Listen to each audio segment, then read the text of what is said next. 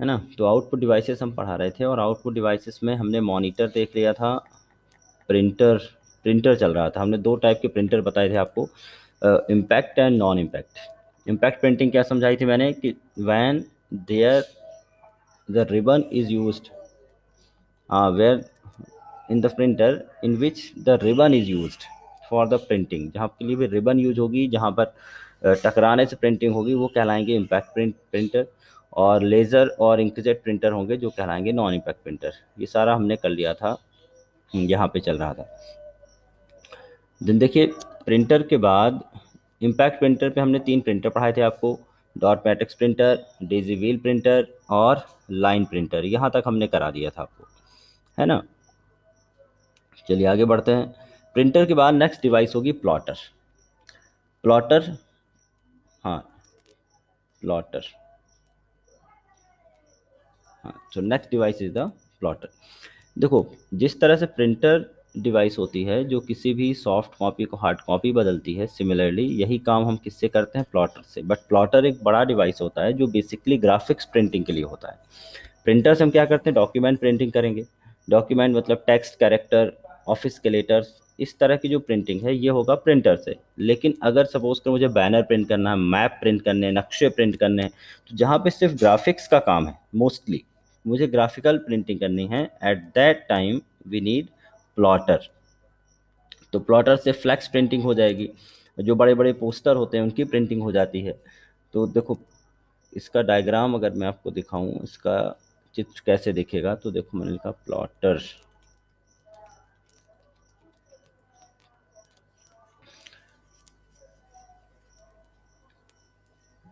कुछ इस तरह से प्लॉटर दिखते हैं।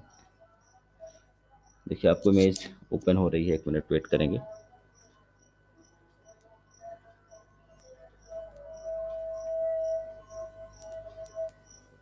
देखो इस तरह से एक कोई भी एक प्लॉटर को मैं यहाँ से उठा लेता हूँ, देख रहे हैं। तो जब आपको ग्राफिक्स प्रिंट करनी हो, 2D इमेज प्रिंट करनी हो, जहाँ पे फिल करके, कलर को फिल करके कोई भी इमेज बनती है, तो वहाँ पर यूज़ होते हैं प्लॉटर। ठीक है। और ये जो प्लॉटर होते हैं बेसिकली ये इंकजेट प्रिंटिंग वाली तकनीक पर आधारित होते हैं। इंकजेट प्रिंटिंग मतलब लिक्विड इंक, इंक लिक्विड में रहेगी और यहाँ पे हैंडल लगे होते हैं जो लेफ्ट टू राइट चलते रहते हैं और उसको फिल करते रहते हैं। देखिए, it is use to print 2D graphics. Its printing quality is much more better, बहुत बढ़िया प्रिंटिंग क्वालिटी होती है। और इंकजेट प्रिंटिंग की तरह काम करेगा ये इंकजेट। ठीक है, दैट मीन्स लिक्विड इंक का यूज़ कर किया जाएगा किस पे, प्लॉटर में। प्लॉटर भी दो तीन तरह के होते हैं, कम से कम दो तरह के प्लॉटर आपको दिमाग में रखने हैं। और वो कौन से प्लॉटर हैं, drum pen plotter and flat bed plotter.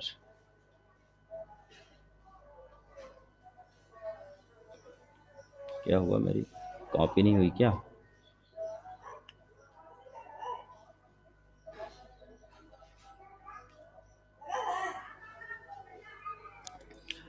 ओह, चलो कॉपी नहीं हुई, उसको मैं कॉपी करके पेस्ट कर दूंगा फिर। तो drum pen plotter and flat bed plotter. अभी ये जो प्लॉटर दिख रहा है ना, जो इस डायग्राम में दिख रहा है आपको, ये बेसिकली ड्रम पेन प्लॉटर ही है। इस पर क्या होगा कि यहाँ जहाँ से कागज़ निकल रहा है, यहाँ पे कोई हैंडल लगा होगा जो इधर left to right, right to left इधर चलता रहेगा। और ये जो कागज़ है या जो भी बैनर है, पीछे से एक ड्रम लगा होगा जो उसे रोटेट करता रहेगा, आगे की तरफ बढ़ाता रहेगा। तो इस तरह का जो प्लॉटर होगा ये कहलाएगा ड्रम पेन प्लॉटर। एक मिनट, सुना भाभी, वो आगे चले, क्लास नहीं लगा मेरी।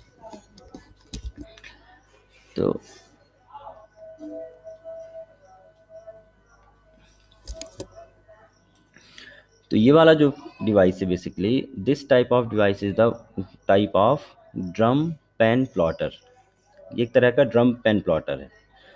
ठीक। अब फ्लैट बेड प्लॉटर कैसा होगा, जो फ्लैट बेड प्लॉटर होते हैं वो, उनमें एक जो कागज़ होगा वो एक फिक्स हो जाता है ट्रे में, और उस ट्रे के ऊपर से हैंडल चलता है। जैसे कि अगर मैं दिखाने चाहूँ आपको, एक मिनट, फ्लैट बेड प्लॉटर, जो यहीं पे सर्च करता हूँ, फ्लैट बेड प्लॉटर।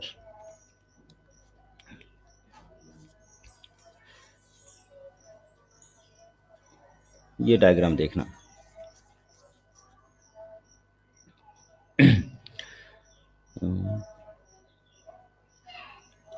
ये देखिए इस तरह का जो प्लॉटर होगा, यहाँ पर देखो जो स्क्रीन है या कागज़ है, ये जो फ्लेक्स होगा यहाँ पे इस नीचे वाली ट्रे पे रख दिया जाएगा और मूव नहीं करेगा, सिर्फ हैंडल मूव करेगा, जो पूरे कागज़ पर कहीं भी मूव करके ड्राइंग करता रहेगा।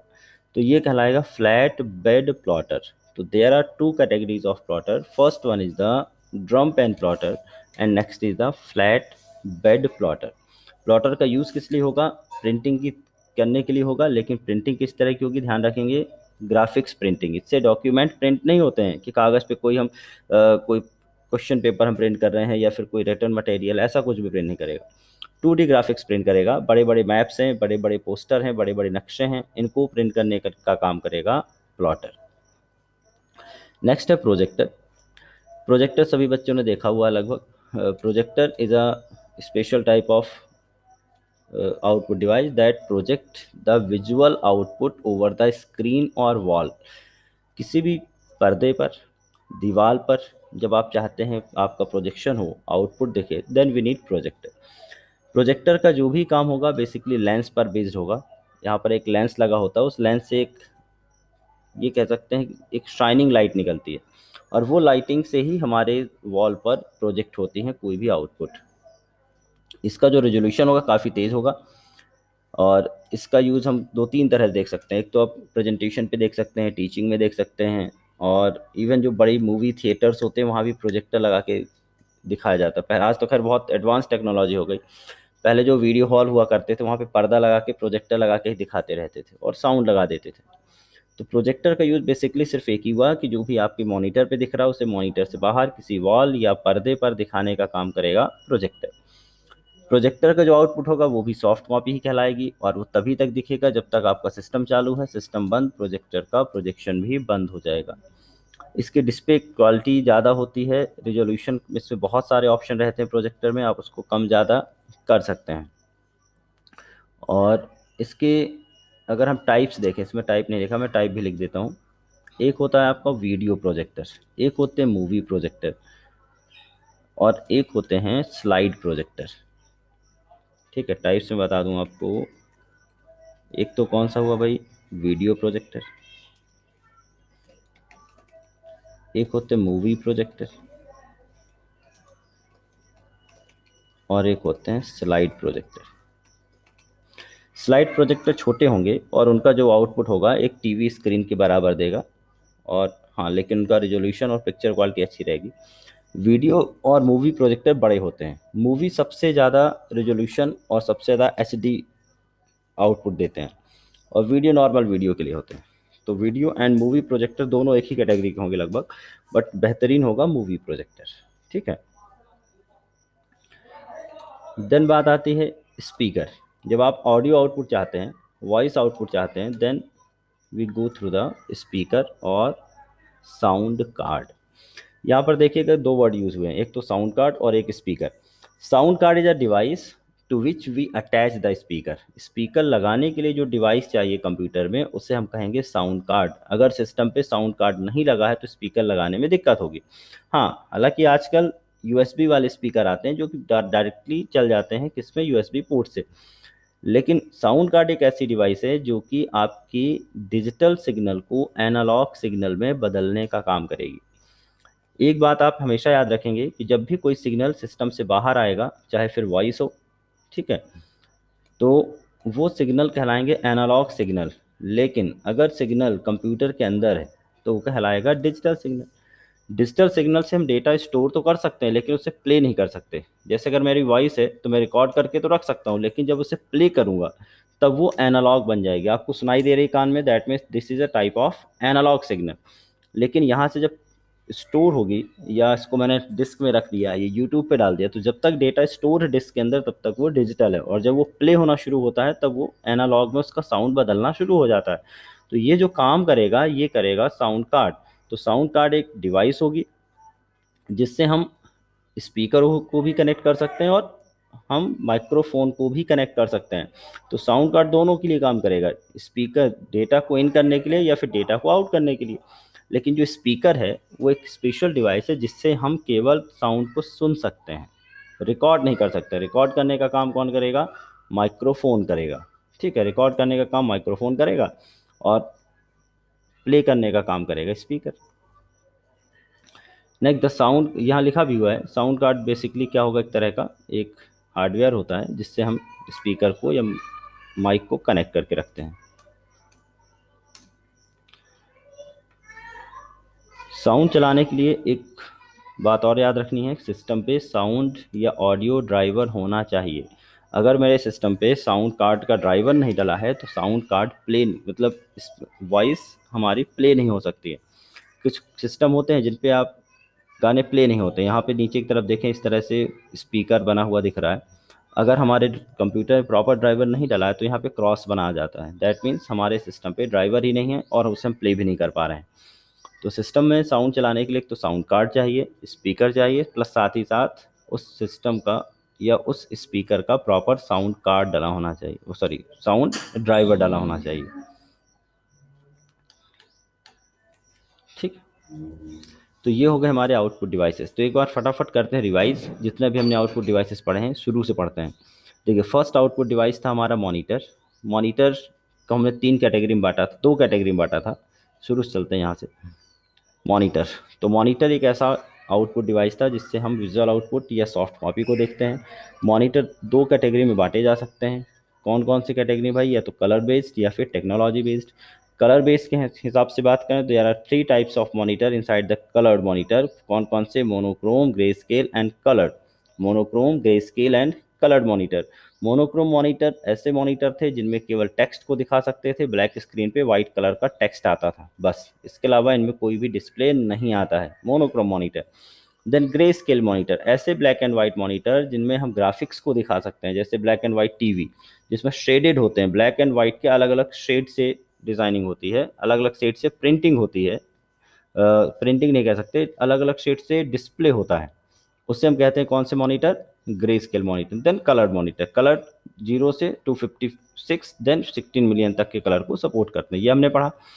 फिर टेक्नोलॉजी बेस्ड हमने पढ़ा CRT and flat panel monitor. CRT monitor हमने कहा जिसपे कैथोड रे ट्यूब या पिक्चर ट्यूब लगी होती है और फास्फोरस की कोटिंग लगी होती सामने की स्क्रीन पर, पीछे से इलेक्ट्रॉन गन लगे होते हैं और वहीं से बीम फायर होती है और उस बीम फायर होने के कारण आपका डिस्प्ले जनरेट होता है। ठीक है, इसके हमने एक आपको असाइनमेंट भी दिया था, एलसीडी और एलईडी पर आपको खुद से नोट्स बनाने हैं। किसी बच्चे ने कंप्लीट किया क्या ये वाला असाइनमेंट? भाई किसी ने कंप्लीट किया? किसी ने कंप्लीट नहीं किया? आलिया, कविता, प्रहलाद, सम्राट, किसी ने भी नहीं। इसको कंप्लीट करके रखो। एलईडी एंड एलसीडी पर पूरा आपको डिस्क्रिप्शन तैयार करना है। देन हमने पढ़े मॉनिटर की कुछ प्रॉपर्टीज़। प्रॉपर्टीज़ कौन कौन सी पढ़ी? Resolution, refresh rate, dot pitch, interlacing, non interlacing and bit mapping. Resolution का मतलब क्या समझा है? किसी भी स्क्रीन पे नंबर ऑफ पिक्सल को रिजोल्यूशन कहते हैं, एक्स और वाई कोऑर्डिनेट में दर्शाए जाते हैं। रिफ्रेश क्या होता है? When a pixel blinks for some times then it is called refresh and the number of blinks in a second it's called refresh rate. Refresh rate must be as higher as possible. Then dot pitch, dot pitch का मतलब होता है the distance between two pixels and the dot pitch must be minimum, कम से कम होनी चाहिए dot pitch ताकि पिक्सल पास पास हो। Interlacing, non interlacing, the quality of monitor using which we can increase the quality of the resolution, that's called interlacing। और अगर ये प्रॉपर्टी नहीं मिलती है this is called non interlacing.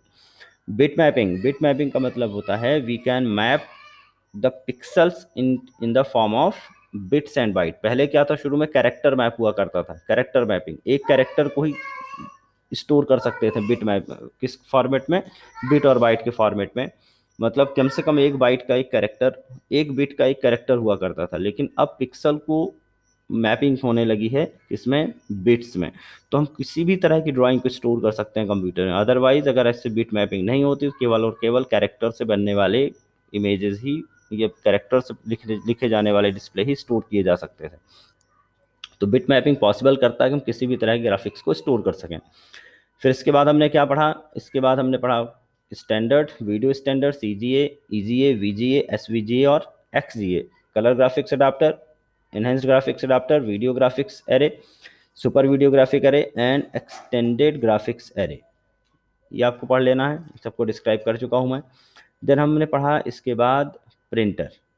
Printer printer दो कैटेगरी हमने पढ़ाई, कौन कौन से, impact printer and non impact printer. Impact printer ऐसे प्रिंटर होंगे जिसके द्वारा दो एलिमेंट या प्रिंट हेड और कागज़ कोलाइड होते हैं, आपस में टकराते हैं, देन प्रिंटिंग होती है, उसे हम कहते हैं कौन से, इम्पैक्ट प्रिंटर। और नॉन इम्पैक्ट प्रिंटिंग वो होती है जिसमें प्रिंट हेड और कागज़ के बीच में कोई टकराव या कोई कोलिजन नहीं होता, उसे कहते हैं non impact printing. Impact printing के अंदर तीन तरह के हमने प्रिंटर समझाया आपको, dot matrix, Daisy wheel and line printer. Dot matrix printer ऐसे होंगे जिसके हेड पर पिन लगी होंगी, पिन बार बार हेड से बाहर निकलेंगी, एक रिबन से टकराएंगी और रिबन में बार बार डॉट बनाएंगी, तो इससे जो प्रिंट होगा वो डॉटेड होता है। डेजी व्हील प्रिंटर हमने क्या बताया, डेजी व्हील प्रिंटर में ऑलरेडी एक व्हील लगा होता है जिसमें बहुत सारे स्पोक लगे होते हैं, हर स्पोक पर एक कैरेक्टर छपा होता है और एक बार में पूरा एक स्पोक कागज़ पे पड़ता है और उससे एक सिंगल कैरेक्टर एक बार में प्रिंट हो जाता है। लेकिन प्रॉब्लम है कि डेजी व्हील प्रिंटर वॉइस ज़्यादा करेगा, आवाज़ ज़्यादा करेगा, इसमें सभी कैरेक्टर एक ही साइज शेप के होते हैं, फॉर्मेटिंग नहीं होती है और सिर्फ कैरेक्टर प्रिंटिंग होती है। सभी इम्पैक्ट प्रिंटर की यही प्रॉब्लम है, कैरेक्टर की प्रिंटिंग करेंगे। Then line printer, line printer बड़े प्रिंटर होते हैं जो कि बड़े बड़े कॉलेज, इंस्टीट्यूट, यूनिवर्सिटीज़ और विश्वविद्यालयों में यूज़ होते हैं, जिससे बड़ी भारी मात्रा में प्रिंटिंग होती है। प्रिंटिंग क्वालिटी बहुत अच्छी नहीं होती है लेकिन प्रिंटिंग क्वालिटी सस्ती होती है, ठीक है, किसमें, लाइन प्रिंटर में। लाइन प्रिंटर की तीन कैटेगरी, ड्रम प्रिंटर, चैन प्रिंटर और बैंड प्रिंटर। देन आते हैं non impact. Non impact printer में दो तरह के printer, inkjet printer, laser printer.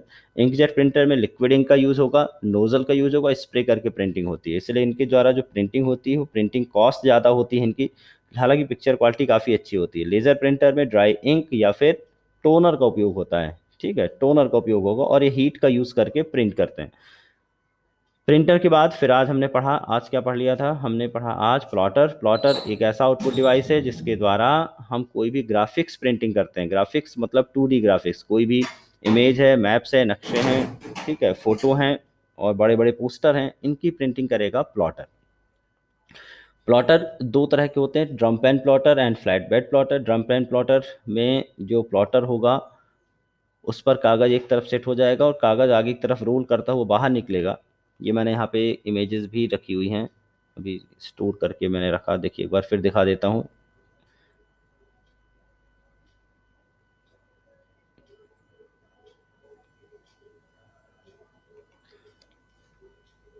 देखना भी दिखेगी आपको।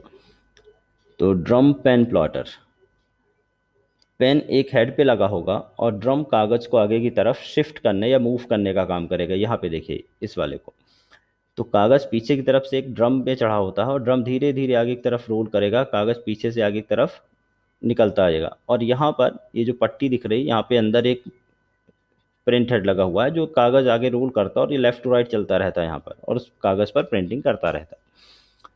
दूसरा देखा flat bed plotter. Flat bed plotter क्या होगा, जिस पर हमारा जो पेपर है, सोर्स है, उसे एक फ्लैट पर या ट्रे पर या बेड पर फिक्स कर दिया जाता है, कागज़ कहीं मूव नहीं करेगा, सिर्फ और सिर्फ प्रिंट हेड ऊपर चलते रहते हैं, ये वाला इस तरह से देखिए, ये कहलाएगा फ्लैट बेड प्लॉटर, ठीक है। प्लॉटर के बाद फिर आगे बढ़े और हमने देखा प्रोजेक्टर।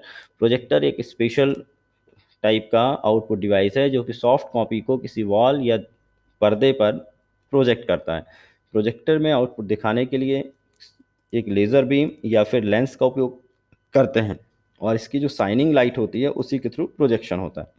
प्रोजेक्टर कई तरह के होते हैं जिसमें से वीडियो प्रोजेक्टर, मूवी प्रोजेक्टर और स्लाइड प्रोजेक्टर। स्लाइड सबसे छोटे प्रोजेक्टर होते हैं, छोटे प्रेजेंटेशन के लिए यूज होते हैं। पुलिस वगैरह के डिपार्टमेंट में होते हैं, क्रिमिनल को पहचानना है तो क्या करते हैं, फ़ोटो उनकी मोबाइल पे रहती है और उस पर अटैच करके वॉल पे दिखाते हैं छोटी छोटी सी, अंधेला करके, हाँ भाई इसको ऐसे ऐसे ऐसे देख लो। और वीडियो और मूवी प्रोजेक्टर और वीडियो प्लेयर के लिए यूज़ किए जाते हैं, वीडियो प्लेइंग के लिए। Then speaker. Speaker is output device, is an output device that is use to play the sound और ऑडियो, ठीक है, ऑडियो को प्ले करने का काम करेगा स्पीकर। लेकिन to convert the digital into analog and analog to digital we need sound card in our system. तो मेरे सिस्टम पे अगर साउंड कार्ड लगा है तो हम स्पीकर डायरेक्टली अटैच कर सकते हैं। हालांकि अब जो स्पीकर आ रहे हैं वो यूएसबी पोर्ट वाले आ रहे हैं। अगर आपके सिस्टम पे साउंड कार्ड नहीं लगा तो आप यूएसबी पोर्ट से उनको चला सकते हैं। उस सिचुएशन पे हमारे सिस्टम पर ऑडियो ड्राइवर डला होना चाहिए। ऑडियो ड्राइवर मतलब एक तरह का ड्राइवर सॉफ्टवेयर जो हमारे एनालॉग और digital, digital to analog conversion का काम करेगा। तो ये हो गए हमारे पास सारे कौन से आउटपुट डिवाइसेस। आउटपुट डिवाइसेस के बाद हम आगे बढ़ते हैं और अगला टॉपिक रहेगा स्टोरेज डिवाइस। स्टोरेज, स्टोरेज का मतलब समझ में आ ही रहा होगा, the device which is use to store data इधर परमानेंटली और temporarily. All all these devices are known as the storage devices। तो कोई भी डिवाइस जो डेटा को स्टोर करेगा, संग्रहित करेगा, ताकि हम बाद में डेटा को रिट्रीव कर सकें, बाद में डेटा को पढ़ सकें, ये सारा काम कौन कहलाएगा? स्टोरेज डिवाइस करेगा। ठीक है, तो storage device are use to hold any data information. Storage device are also called computers memory. हाँ, स्टोरेज को ही कंप्यूटर की मेमोरी कहते हैं।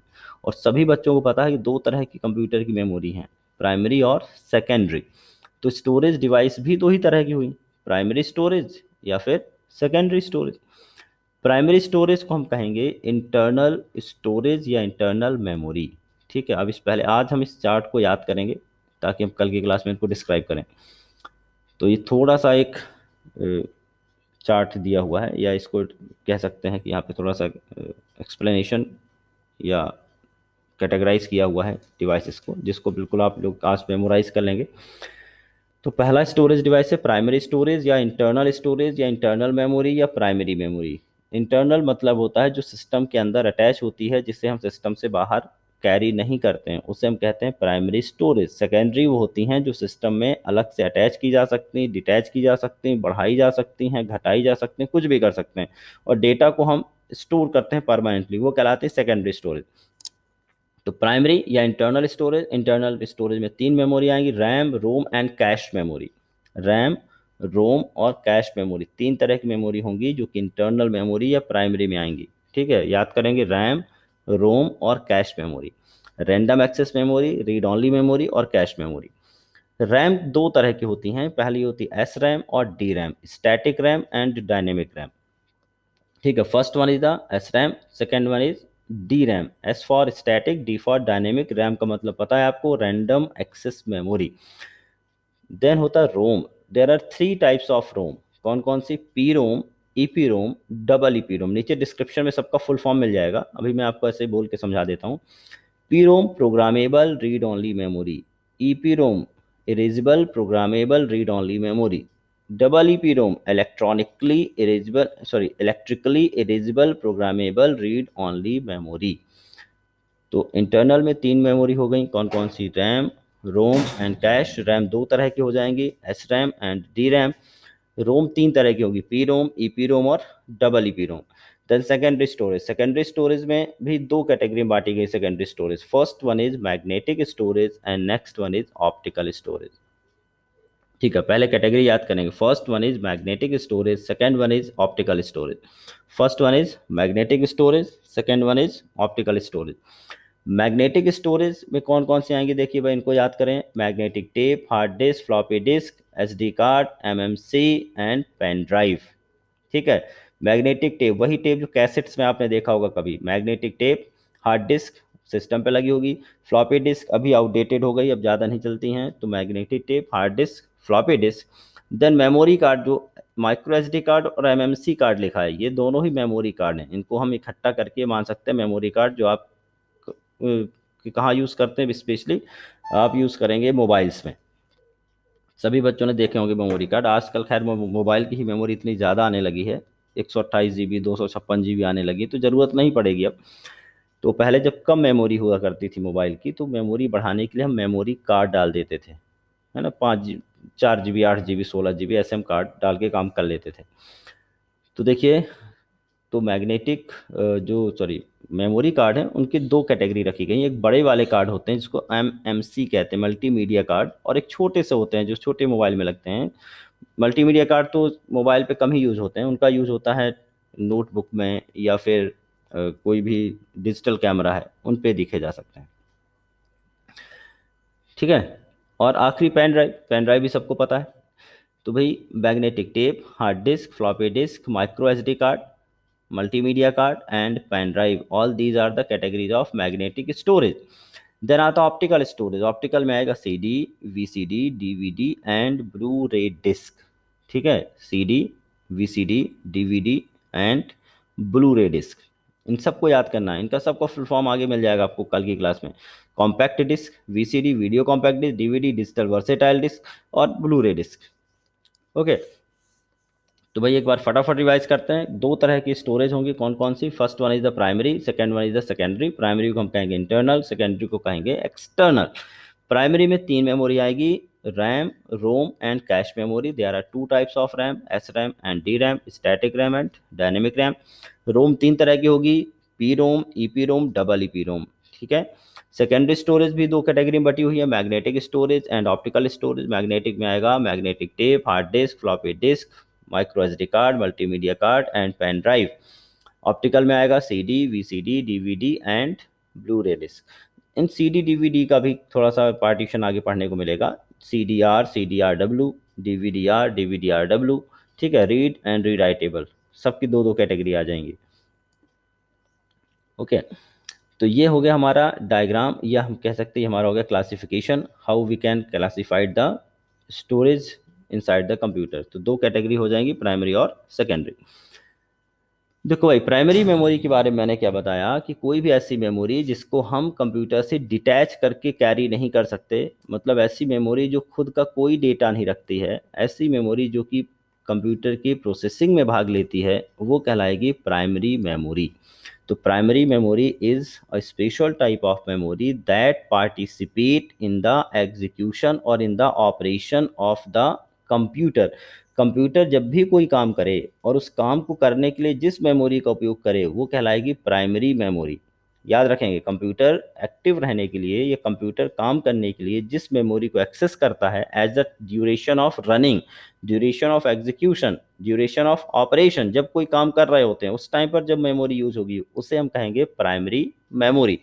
जैसे अगर हम खुद की बात करें, इंसानों की बात करें, तो हमारी जो प्राइमरी मेमोरी है वो है हमारा माइंड, और हमारा जो सेकेंडरी मेमोरी है वो हमारी किताबें, हमारी कॉपी, हमारे नोट्स, ये सब सेकेंडरी मेमोरी है। अब अंतर क्या हुआ कि अगर मुझे कोई कैलकुलेशन करना मैथ का, लिखूंगा कॉपी में, रफ में लिखूंगा, लेकिन कैलकुलेशन रफ में कभी नहीं होता है, कैलकुलेशन दिमाग में होता है, केवल हम लिखते हैं रफ में। ठीक है ना, समझिएगा, कैलकुलेशन कभी भी कॉपी नहीं करती है, कैलकुलेशन हम कहाँ कर रहे हैं? अपने माइंड में कर रहे हैं। तुम्हारा जो माइंड है प्राइमरी मेमोरी है, और फिर हम कॉपी में लिख देते हैं परमानेंटली करने के लिए, तो कॉपी हमारी सेकेंडरी मेमोरी है। कॉपी कोई दूसरा भी ले सकता है, तीसरा भी ले सकता है, उसके हजारों कॉपी की जा सकते हैं, लेकिन मेरा माइंड मेरे साथ ही रहेगा, जहां मैं रहूंगा वहां पे मेरा माइंड रहेगा।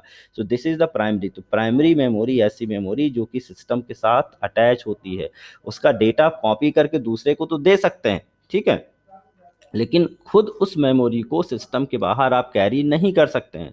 वो जिस सिस्टम पर लगेगी केवल उसी के डेटा पर काम करेगी। प्राइमरी मेमोरी को सिस्टम डायरेक्टली यूज़ करता है, जबकि सेकेंडरी मेमोरी में अगर कोई डेटा है तो उसे पहले प्राइमरी में लाया जाएगा, देन एक्सेस होगा। मैंने किसी को दे दी अपनी कॉपी, ठीक है जाओ बेटा इस कॉपी को पढ़ो, आप क्या करेंगे? क्या उसको डायरेक्टली पढ़ेंगे? नहीं, पहले आप जब पढ़ेंगे तो आपका डेटा आपके माइंड में आएगा, देन आप मेमोराइज करेंगे। तो सेकेंडरी से डेटा पहले प्राइमरी में आता है, देन कंप्यूटर उसे एक्सेस करता है। तो अब समझिएगा, पिक्चर क्लियर हो जाएगी। प्राइमरी मेमोरी में डेटा हम परमानेंट स्टोर नहीं करते हैं, केवल उस टाइम पे डेटा मोस्टली रखते हैं जिस टाइम पर डेटा हमारा एक्सेस हो रहा है। कुछ ऐसा भी पार्ट होता है प्राइमरी मेमोरी का जहाँ पे डेटा परमानेंटली हो सकता है स्टोर, ठीक है। कुछ पार्ट होता है जहाँ पे डेटा परमानेंटली स्टोर नहीं होता, जिसे हम कहते हैं रैम। प्रोसेस के टाइम पे डेटा आएगा, प्रोसेसिंग के बाद डेटा चला जाएगा। जब हम कैलकुलेशन करते हैं दिमाग में, तो हमने लिखा 5 + 8 + 9 + 6, तो फटाफट हमने जोड़ा और आंसर निकाल लिया। अब मैं 1 घंटे बाद देखूंगा मैंने क्या किया, तो मुझे याद नहीं रहेगा, ठीक है। फ्लैश बैक हो गई मेमोरी, बिल्कुल फ्लैश होती है इस तरह की मेमोरी। आपने काम किया, काम खत्म, डेटा भी खत्म हो गया। कुछ ऐसी मेमोरी होती हैं जो परमानेंटली सेव हो जाती हैं, कुछ डेटा, जिसको हम कहते हैं रोम। रोम में ऐसा डेटा होता है जो कि सिस्टम के ऑपरेशन के लिए, बायोस के लिए, या फिर इनपुट आउटपुट को कंट्रोल करने के लिए, हार्डवेयर को नियंत्रित करने के लिए जो प्रोग्राम डले होते हैं। जैसे आपने बटन चालू किया, अब अपने आप बूटिंग चालू हो जाती है, अपने आप पहले ढूंढेगा, हार्ड ऑपरेटिंग सिस्टम फिर उसे लोड करेगा, फिर आपको डेस्कटॉप लेके दिखाएगा। तो ये जो इंस्ट्रक्शन है, किस क्रम में आपके डेटा को फॉलो करना है, ये परमानेंटली स्टोर है, जिसे हम मिटा नहीं सकते, क्योंकि अगर ये मिट गया, ये हट गया, तो सिस्टम में काम करना बंद हो जाएगा। तो समझना, अगर प्राइमरी मेमोरी का वह पार्ट जिसमें हम डेटा में कोई छेड़खानी नहीं कर सकते, जितना डेटा है उतना रहेगा ही, उसे हम कहते हैं रोम। और प्राइमरी मेमोरी का वह पार्ट जिसमें डेटा आएगा और फिर चला जाएगा, कैलकुलेशन के बाद डेटा मिट जाएगा, या सिस्टम बंद होने के बाद डेटा मिट जाएगा, उसे हम कहते हैं रैम। रैम का ही दूसरा नाम है वोलेटाइल मेमोरी। ऐसी मेमोरी जो कि वोल्टेज से चलती है, ऐसी मेमोरी जो कि वोल्टेज से चलेगी, उसे हम कहेंगे वोलेटाइल मेमोरी। तो रैम, रैंडम एक्सेस मेमोरी, इसे हम कंप्यूटर की मेन मेमोरी कहते हैं। ठीक है, आप ये समझिएगा, this is called main memory of system. क्यों कहते हैं भाई? क्योंकि सिस्टम में जितने भी ऑपरेशन परफॉर्म होंगे, आपने एक नोटपैड की फाइल खोली, आपने एमएस वर्ड खोला और लिखना टाइप किया, ये जब तक आपका फाइल चल रहा है, खुला हुआ है, ये सब का सब रैम में रखा हुआ है। तो प्राइमरी, प्राइमरी भी है प्लस मेन मेमोरी भी है, क्योंकि जितना भी डेटा काम करेगा सिस्टम, जिस फाइल को एक्सेस करेगा सिस्टम, सारा कुछ रैम में करता है। That's why it's called main memory of system. All the operation performed by computer are done over the RAM by default. All the programs और even operating system is loaded on the RAM first. जब भी हम कोई programme चलाएंगे, computer start करेंगे, सबसे पहले वो रैम में लोड होगा। और ख़ास बात, it's a volatile memory. Volatile मतलब ये, इसको दो तरह समझ लेते हैं, वो अस्वीकृत होती है, अस्थायी होती है, ये वोल्टेज से चलती है। ठीक है, अस्थायी memory. It holds the data और information till the voltage electricity is available. या फिर ये कह सकते हैं, जब तक मशीन चल रही है तब तक इस पे डेटा रहेगा, मशीन चली गई, सिस्टम बंद हो गया, रैम का डेटा भी समाप्त हो गया। इसलिए रैम की साइज कभी रिड्यूस नहीं होती है। मतलब अगर रैम आपकी 2 GB है तो आखिरी तक 2 GB ही रहेगी। ऐसा नहीं होगा भाई मेरी रैम भर गई, रैम भरती जाएगी, सिस्टम बंद होने पे रैम ऑटोमेटिकली क्लियर होती जाएगी। ओके, प्राइमरी मेमोरी क्यों है? क्योंकि पहले ही बता चुका, ये कंप्यूटर के हार्ड डिस्क, कंप्यूटर के हार्डवेयर से अटैच होती है, और ये सिस्टम के बाहर डेटा को कैरी नहीं कर सकती। जब सिस्टम में डेटा आप रन करते हैं तो उस टाइम पे आपकी वर्ड की फाइल दिखती है, और अगर आपने रैम निकाल ली सिस्टम से, तो पहले तो सिस्टम ही चालू नहीं होगा, और अगर आप रैम निकाल के किसी दूसरे सिस्टम पे ले भी गए तो वो रैम उसी सिस्टम के डेटा को दिखाएगी। मतलब रैम का खुद का कोई डेटा नहीं होता। क्लियर है? तो इसलिए ये प्राइमरी मेमोरी कहलाती है। कंप्यूटर की जो प्रोसेसिंग स्पीड है वो भी रैम पर डिपेंड करती है। अगर रैम कम है तो कंप्यूटर स्लो चलेगा, रैम अच्छी है तो कंप्यूटर फास्ट चलेगा। कई सारी साइज़ हैं रैम की, 256 MB, 512 MB, 1 GB, 2 GB, 4 GB, 8 GB, 16 GB, ऐसे बहुत सारी साइज़ में आती हैं। अब ये MB वाली साइज़ तो खैर मार्केट से चली गई, मिनिमम 2 GB तो आता ही है, 2 GB, 4 GB, 8 GB, 16 GB, इस तरह से रैम की साइज़ होती है। रैम के टाइप्स, 2 टाइप मैंने बताया आपको, कौन कौन से? स्टैटिक रैम और डायनेमिक रैम। स्टैटिक रैम और डायनेमिक रैम। स्टैटिक और डायनेमिक, देखिए दोनों ही रैम में डेटा क्लियर होगा। ऐसा नहीं कि स्टैटिक है तो डेटा को रख के रखेगा, स्टोर करके रखेगा, ऐसा कुछ नहीं है। स्टैटिक रैम थोड़ी सी फास्ट होती हैं, डेटा को ज़्यादा देर तक स्टोर रखती हैं। ठीक है, समझना, डेटा को ज़्यादा देर तक स्टोर रखती हैं। कौन सी रैम? Static RAM. इसलिए बड़े सिस्टम, सुपर कंप्यूटर्स, ठीक है, हाइब्रिड कंप्यूटर्स, वहाँ पे इनका यूज़ ज़्यादा होता है। और जो डायनेमिक रैम होती हैं जल्दी जल्दी रिफ्रेश होती हैं। एक डेटा आया, उसका दूसरा डेटा आया और जगह नहीं मिल रही सिस्टम को डेटा लोड करने की, पुराने को हटाएगा, नया डेटा लोड कर लेगा। तो डायनेमिक रैम कम कम समय तक डेटा को स्टोर करके रखती हैं। इससे क्या होगा कि अगर एक प्रोग्राम बहुत देर तक चालू भी रहा और फिर हमने बंद किया या हमने मिनिमाइज करके रखा, थोड़ी देर बाद फिर उसको चलाएंगे, तो हो सकता है कोई नया सिस्टम आए तो कंप्यूटर की मेमोरी से हट जाए, फिर उतना ही लोड लेने में टाइम लग जाता है। जैसे आप मोबाइल में करते हैं, जब बहुत सारे ऐप चलाते हैं ना, तो कुछ ऐप आपके मिनिमाइज रहते हैं। आप अगर जल्दी जल्दी चलाते हो तो एक ऐप से दूसरे ऐप पे आप चले जाते हैं, लेकिन अगर वही 2-3 घंटे बाद ऐप में आप जाएं तो दिखाता unfortunately your app has been stopped, ऐसा कुछ लिख के दिखा देता है, और फिर अब वो शुरू होता है। इसका मतलब वो रैम में था, लेकिन क्योंकि दूसरा डेटा आया तो पुराना डेटा रैम से चला गया। तो इस तरह की होती हैं रैम। स्टैटिक रैम ज़्यादा कॉस्टली होगी, स्पेशल पर्पस कंप्यूटर पे यूज़ होगी, डेटा को ज़्यादा देर तक रखेंगे, और ये लेस रिफ्रेश होती हैं, मतलब ज़्यादा देर तक डेटा को रख सकते हैं, जो लेकिन महंगी होती हैं। जो डायनेमिक रैम होती हैं वो सस्ती होती हैं, बार बार रिफ्रेश होती हैं, लेकिन डेटा को ज़्यादा देर तक नहीं रख सकते। जनरल कंप्यूटर पे यूज़ होती हैं, जो हम लोग घरों पे यूज़ करते हैं। ठीक है, so this is the RAM. और अगर हम रोम की बात करें, रीड ओनली मेमोरी, तो ये सिस्टम की परमानेंट मेमोरी है। हालांकि होती ये भी प्राइमरी है, लेकिन ये नॉन वोलेटाइल है।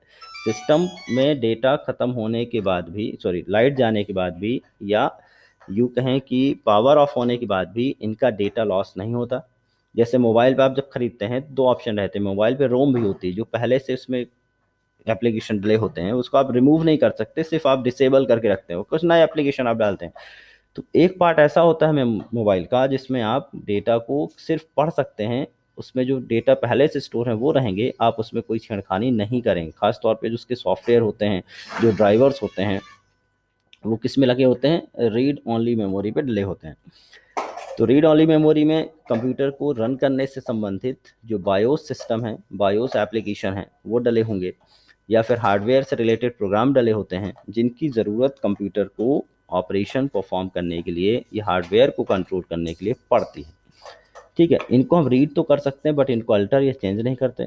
These programs are related to BIOS of the computer basic input output system. BIOS का फुल फॉर्म है बेसिक इनपुट आउटपुट सिस्टम से रिलेटेड जो डेटा होता है वो होता है कंप्यूटर की रोम में। और कंप्यूटर की रोम ही, रोम कंप्यूटर में नहीं, जितने भी आप इलेक्ट्रॉनिक डिवाइस देखते हैं, फिर चाहे वो टीवी का रिमोट हो, रिमोट से चलने वाली कार का कोई रिमोट हो, तो यहाँ भी रोम होता है, क्योंकि नहीं तो पता नहीं चलेगा ना कि वीडियो प्लेयर के कोई भी जो गेम होते हैं ना, जिसमें आप वीडियो प्लेयर चलाते हैं, आते हैं छोटे छोटे से, उन वीडियो प्लेयर में भी रोम लगी होती है, क्योंकि उनके इंस्ट्रक्शन ऐसे होते हैं जो फिक्स्ड होते हैं। इस बटन को प्रेस करने से यही काम होगा, इस बटन को प्रेस करने से स्विच ऑफ होगा, किसी बटन को प्रेस करने से ऑन हो जाएगा। तो ये जो प्रोग्राम्स होते हैं ये परमानेंटली स्टोर होते हैं, और ये जो प्रोग्राम हैं ये स्टोर होते हैं कंप्यूटर की रोम में।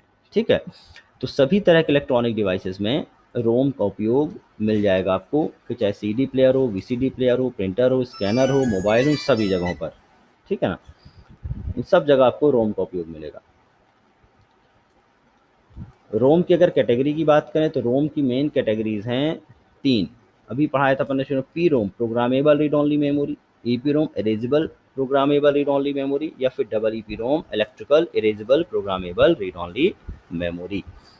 ठीक है, अब इनका डिस्क्रिप्शन बस देख लेते हैं, उसके बाद क्लास को बंद करेंगे क्योंकि आपकी दूसरी क्लास का टाइम हो गया होगा। देखिए, पहला जो है पी रोम, पी रोम का मतलब होता है प्रोग्रामेबल। प्रोग्रामेबल मतलब जिस पे हम लिख सकते हैं। ऐसी रोम जो पहले से खाली होती हैं, ब्लैंक होती हैं, और इन्हें यूज़ करने से पहले एक बार राइट किया जाता है, देन उन्हें हम सिस्टम पे यूज़ करते हैं, वो कहलाते हैं P ROM, programmable read only memory. केवल एक बार हम उन्हें राइट कर सकते हैं, दोबारा उनमें कोई चेंज नहीं कर सकते हैं। जैसे कि आप खाली सीडी लेके आइए, 10 रुपये 15 रुपये की जो आती है मार्केट में, डीवीडी आती हैं, वो पी रोम होती हैं। उनमें आप एक बार डेटा लिख लो, लेकिन फिर आप उसे डिलीट नहीं कर सकते। ईपी रोम ऐसी रोम होती हैं जिनमें डेटा हम डिलीट करके दोबारा लिख सकते हैं, लेकिन अल्ट्रा वायलेट रेज के द्वारा। याद रखेंगे इस वर्ड को, ultraviolet rays, ultraviolet rays के द्वारा, जिसपे हम डेटा को इरेज करके दोबारा लिख सकते हैं, वो कहलाएंगे ईपी रोम। लेकिन प्रॉब्लम ये है कि इनमें जब डेटा आप दोबारा लिखते हैं या कोई चेंज करते हैं, तो पुराना डेटा पूरी तरह से लॉस हो जाता है। दैट मीन्स ये ओवर राइट हो सकती हैं, लेकिन इनमें मॉडिफिकेशन, अल्टर या चेंज नहीं होता। जैसे मैंने 1 MB का डेटा आज रखा, हमने एक फोल्डर बनाया राम, कल मुझे बनाना मोहन, तो राम के साथ मोहन नहीं बनेगा, राम को मिटाकर फिर मोहन फोल्डर बनेगा। ठीक है, तो इनमें पार्शियली चेंज नहीं होता, इनमें आंशिक परिवर्तन नहीं होता है, पूरा डिलीट करके फिर आप नया लिख पाते हैं। किस पर, ईपी रोम पे। और double EP ROM, electrical erasable programmable read only memory, जैसे कि पेन ड्राइव। यहाँ पर क्या होगा, आपको जितना डेटा रिमूव करना है उतना डेटा रिमूव करिए, जितना डेटा नया डालना है उतना डेटा आप नया डाल दीजिए। तो इनमें हम पार्शली परिवर्तन कर सकते हैं, पुराने डेटा को मॉडिफाई कर सकते हैं, नया डेटा रख सकते हैं, पूरा भी हटा सकते हैं। तो ये बार बार प्रोग्राम्ड हो सकती हैं, और ये पार्शली प्रोग्राम्ड हो सकती हैं। ज़रूरी नहीं कि मुझे नया डेटा डालने के लिए पुराना डिलीट करना पड़े। ठीक है, तो ये 3 कैटेगरी हो गई रोम की। पी रोम दैट में ब्लैंक रोम रहेंगी, एक बार ही राइट करेंगे, दोबारा इन पे कोई परिवर्तन नहीं होगा। ईपी रोम इरेजेबल रोम कहलाएंगे, जिनको हम अल्ट्रा वायलेट रेज, पराबैंगनी किरणों के द्वारा हम पूरा का पूरा डिलीट करके दोबारा ओवरराइट कर सकते हैं, लेकिन पार्शियली ओवरराइट या आंशिक परिवर्तन की सुविधा नहीं देती। डबल ईपी रोम क्या होते हैं, electrically erasable programmable read only memory होती हैं, जिन्हें हम विद्युत की सहायता से, इलेक्ट्रिक की सहायता से बार बार रीड राइट कर सकते हैं, और ये हमें पार्शियल या आंशिक परिवर्तन करने की सुविधा देती हैं। क्लियर है। तो देखो भाई, यहाँ से हमारा कंप्लीट हो गया प्राइमरी मेमोरी। यहाँ तक सब लोग रिवाइज करेंगे। कल हम पढ़ेंगे सेकेंडरी मेमोरी। ठीक है, कोई डाउट किसी को?